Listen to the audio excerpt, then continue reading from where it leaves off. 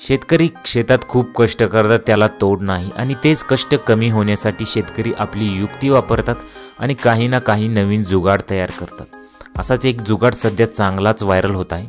हा जुगाड तुम्ही बघितला तर चकित व्हाल आणि व्हिडिओ नक्की काय तो बघा आणि त्याआधी तुम्ही चॅनलला नवीन असाल तर जरूर सबस्क्राइब करा। तुम्ही इथे बघू शकताय त्या शेतकऱ्याने कशा प्रकारे जुगाड केलेला दिसत आहे। त्या पाटातून पाणी त्याला आपल्या शेतात न्यायचं असतं आणि ते पाणी नेण्यासाठी त्यांनी हा जुगाड केलेला आहे। लाकडांच्या सहाय्याने तो कशा प्रकारे आपल्या शेतात पाणी नेत आहे त्याचा हा व्हिडिओ चांगलाच व्हायरल झाला।